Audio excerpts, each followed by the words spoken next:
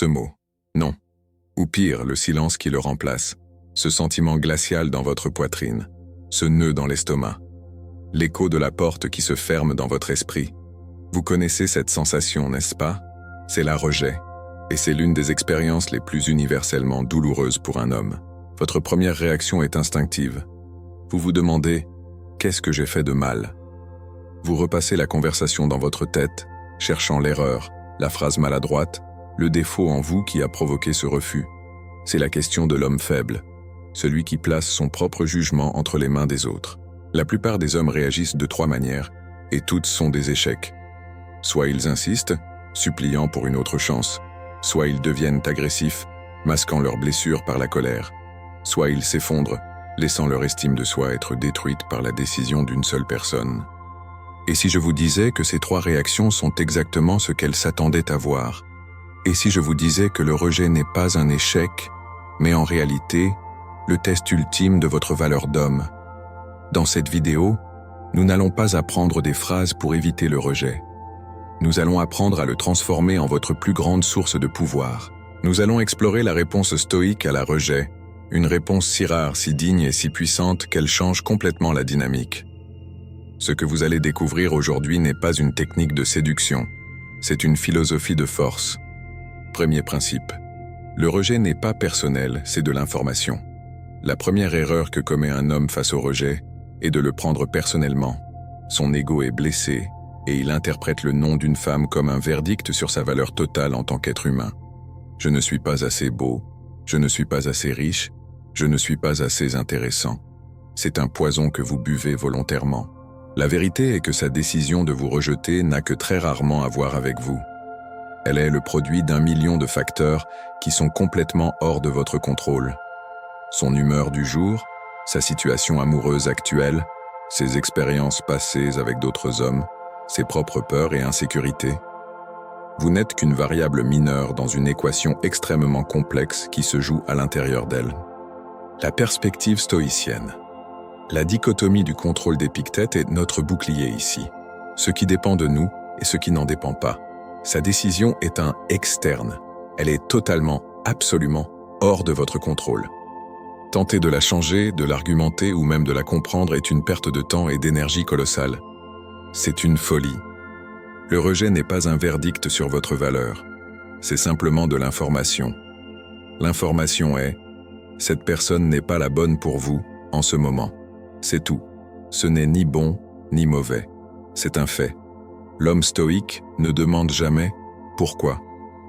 Cette question est une supplication. C'est une demande de validation de la part de la personne qui vient de vous invalider. C'est une position de faiblesse absolue. La seule réponse digne à un non est une acceptation calme et votre absence immédiate. Un simple « d'accord, je te souhaite une bonne soirée », suivi d'un silence total. Vous ne cherchez pas à comprendre, vous acceptez l'information et vous continuez votre chemin. Deuxième principe. Votre réaction est le véritable test.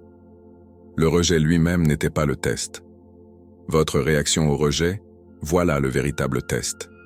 Et c'est un test que vous êtes en train de passer, non seulement à ses yeux, mais aux yeux du monde, et plus important encore, à vos propres yeux. Quand une femme vous rejette, surtout si c'est de manière publique ou devant des amis, elle observe consciemment ou non comment vous allez gérer ce moment de pression sociale. Va-t-il s'effondrer? Va-t-il devenir agressif? Va-t-il perdre son calme? La réaction de l'homme faible est émotionnelle. Il montre sa blessure. Il peut devenir sarcastique, boudeur, ou pire. Il essaie de la faire sentir coupable. Je voulais juste être gentil, après tout ce que j'ai fait. Chaque once de réactivité émotionnelle qu'il montre est une confirmation pour elle qu'elle a pris la bonne décision en le rejetant. Il valide son propre échec. La perspective stoïcienne. Le sage ne laisse jamais les événements extérieurs dicter son état intérieur. Votre valeur n'a pas été diminuée par son non. Elle n'a aucun pouvoir sur votre citadelle intérieure, à moins que vous ne lui en donniez la permission. La réponse stoïque au rejet est une indifférence calme et souveraine. Ce n'est pas de la froideur ou de l'arrogance. C'est une démonstration de contrôle de soi. Votre physiologie est la clé. Pas d'épaule qui tombe, pas de regard fuyant. Pas de changement dans le ton de votre voix. Vous maintenez votre calme. Vous souriez légèrement, un sourire qui dit « Ce n'est pas grave. Ma journée continue. » Cette non-réaction est déstabilisante. Elle s'attendait à un drame, à une réaction. Vous ne lui en donnez aucune. Vous lui montrez par vos actions que votre équilibre émotionnel ne dépend pas de son approbation. Vous lui montrez que, bien que vous étiez intéressé, vous n'étiez pas dans le besoin. C'est peut-être la démonstration de confiance en soi la plus puissante qui soit. Et paradoxalement, c'est souvent dans ce moment de non-réaction que le respect, et parfois même une nouvelle forme d'attraction, peut naître. Vous avez échoué à obtenir un oui, mais vous avez brillamment réussi le test de caractère. Troisième principe, le rejet comme carburant. L'homme moyen voit le rejet comme un mur. L'homme stoïque le voit comme une boussole et comme du carburant. Le rejet comme boussole. Chaque « non » que vous recevez est une information précieuse. Il vous indique une direction qui n'est pas la bonne pour vous, vous libérant ainsi pour trouver celle qu'il est. Il vous fait gagner un temps et une énergie que vous auriez pu gaspiller à poursuivre une connexion qui n'était pas destinée à exister. Au lieu de voir le rejet comme une porte qui se ferme, voyez-le comme 1000 autres portes qui viennent de s'ouvrir. Le rejet comme carburant. La douleur du rejet est une énergie puissante. L'homme faible laisse cette énergie le consumer sous forme de tristesse ou de colère. L'homme stoïque la canalise. Il la transmute en carburant pour sa propre mission, la perspective stoïcienne. Amor fati, aime ton destin. Le rejet n'est pas un accident, c'est une partie nécessaire de votre chemin. Il est là pour vous tester, pour vous endurcir, pour vous rediriger. L'accepter et même l'aimer est un acte de sagesse suprême. Avez-vous été rejeté? Parfait. Maintenant, prenez cette énergie et allez à la salle de sport. Travaillez sur ce projet que vous avez laissé de côté. Lisez ce livre. Construisez votre empire. Le message que vous envoyez à l'univers et à vous-même est « Votre validation n'est pas la source de mon pouvoir.